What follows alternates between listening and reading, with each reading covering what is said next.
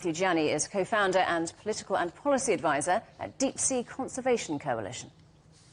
Scientists have consistently and increasingly said that there is risk of widespread and irreversible loss of species and ecosystems in the deep sea if the mining goes ahead.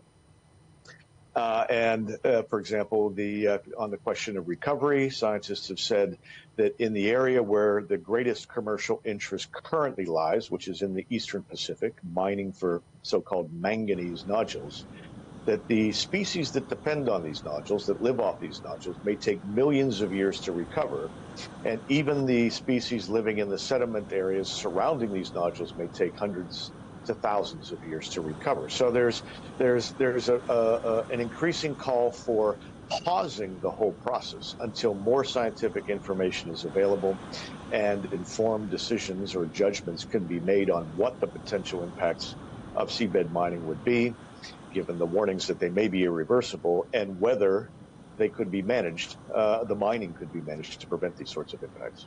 We're talking, though, aren't we, about metals and minerals that could be vital to our green transition. Some analysts say it's vital we access those stores under the sea in order to help us through that green transition.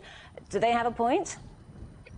I don't think so. It's a misleading argument, and it's a false choice between mining on land and mining at sea. And we're not the only ones saying this. There was a recent report by the European Academies of Science Advisory Council, which basically said the idea that terrestrial mining, that deep seabed mining is better than mining on land for these metals, or that the world needs these metals from the deep sea to transition to green economies, is a misleading argument, and in many respects it's greenwash.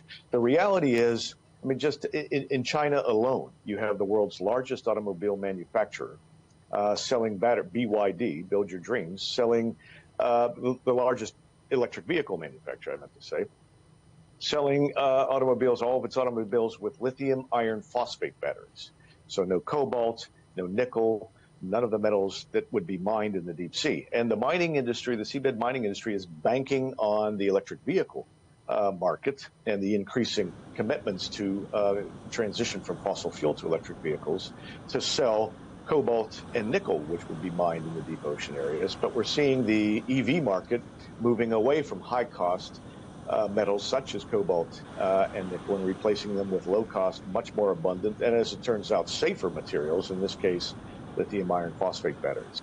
The world is facing a global climate crisis, and what people may not realize is that the oceans absorb 90% of the excess heat we've been putting into the atmosphere as a result of greenhouse gas emissions, but also absorbing about 25% of the CO2, the excess carbon dioxide emissions that we've put into the atmosphere since the beginning of the Industrial Revolution.